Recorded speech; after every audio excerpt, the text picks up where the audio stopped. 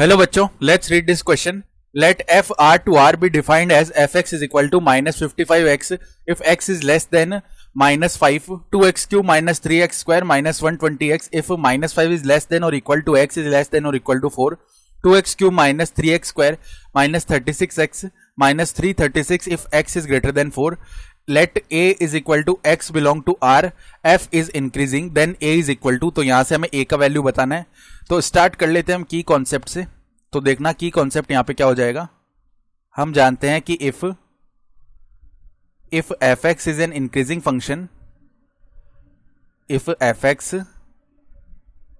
Is an increasing function, तो यहां से हमें क्या मिलेगा कि f डैश x का जो वैल्यू है वो ग्रेटर देन और इक्वल टू 0 हो. ठीक है.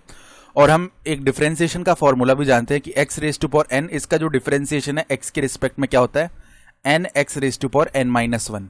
तो अब ध्यान से देखो, जो fx है वो क्या दिया हुआ है, fx इज इक्वल टू, ये डिफाइंड है माइनस का 55x जब x का वैल्यू लेस देन है माइनस 5 से, और 2x cube minus 3x square minus 120x, ये तब है जब माइनस 5 इज लेस देन और equal to x is less than और इक्वल टू 4, ये दिया हुआ हो.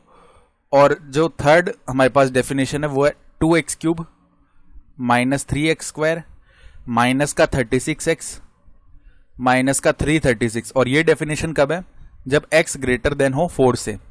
तो अब देखो, अगर हम f डैश x निकाल रहे हैं, f डैश x हर केस में निकाल रहे हैं, तो देखो जब माइनस 55x का डिफरेंशिएशन करेंगे x के रिस्पेक्ट में, तो माइनस का 55 आ जाएगा, और ये तब है जब x is less then minus 5.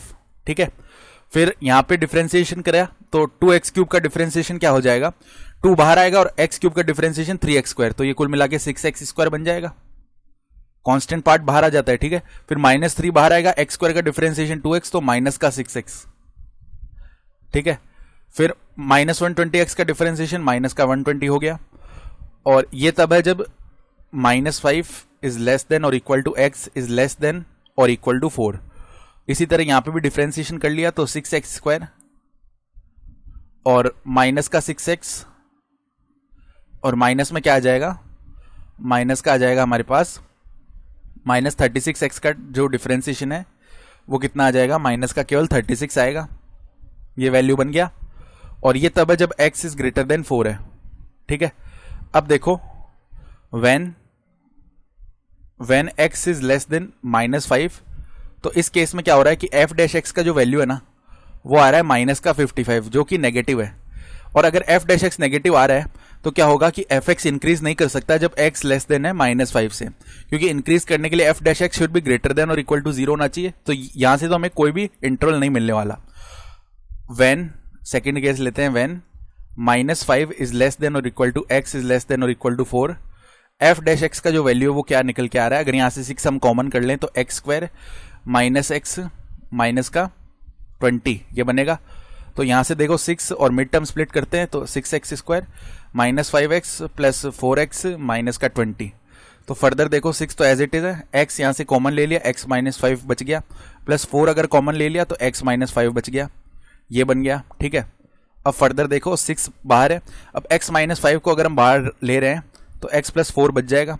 अब अगर हम इस f डैश x का साइन चेक करें तो ये 0 कहां पे हो रहा है, इसके क्रिटिकल पॉइंट्स आएंगे 5 और माइनस 4, तो 5 यहां पे कहीं पे आएगा, माइनस 4 ये रहा. अब जहां से हम देखो यहां पे वैल्यूज कहां से कहां तक डिफाइंड है, माइनस 5 से 4, तो वो भी लेना जरूरी है. देखो माइनस 5 ये रहा और 4 ये रहा, 4 यहां पे कहीं पे आएगा. ठीक है. ये 4 है. तो अब हमें देखो माइनस 5 से 4 के बीच ही रहना है, तो यहां पे क्लोज्ड इंटरवल है, तो माइनस 5 से 4 के बीच चलेंगे.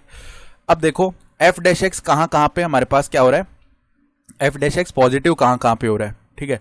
तो इसके क्रिटिकल पॉइंट्स क्या थे, 5 और माइनस का 4 थे. ठीक है. तो अगर हम कोई भी वैल्यू रखेंगे 5 से ग्रेटर, तो यहां पे इसका वैल्यू पॉजिटिव होगा, माइनस 4 से 5 के बीच इसका वैल्यू नेगेटिव होगा. ठीक है. और यहां पे माइनस 4 से इस साइड भी इसका वैल्यू पॉजिटिव होगा, हम रख के भी देख सकते हैं. तो हमें क्या चाहिए, पॉजिटिव वैल्यू चाहिए, और वो इस इंटरवल में भी रहनी चाहिए, माइनस 5 से 4 के बीच में. ठीक है. तो पॉजिटिव देखो हम देख पा रहे हैं माइनस 4 से माइनस 5, यहाँ पे देखो -5 से -4 इसमें पॉजिटिव हो रहा है और ये इस इंटरवल में भी है। बाकी अगर हम यहाँ पे बात करें तो यहाँ पे तो नेगेटिव हो रहा है और यहाँ पे पॉजिटिव हो रहा है, लेकिन इस इंटरवल में नहीं आ रहा है -5 से 4 के बीच में।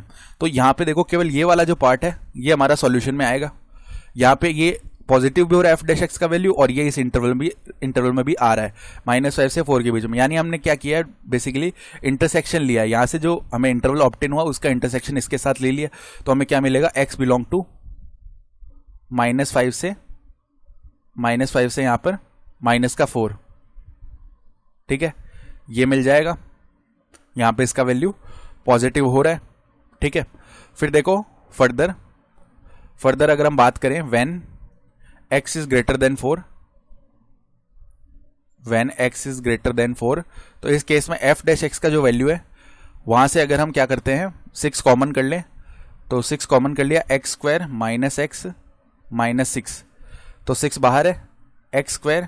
यहां पे हमने क्या कर दिया, देखो यहां पे इसको सिंप्लीफाई करने के लिए हमने मिड टर्म स्प्लिट किया, तो -3x + 2x -6।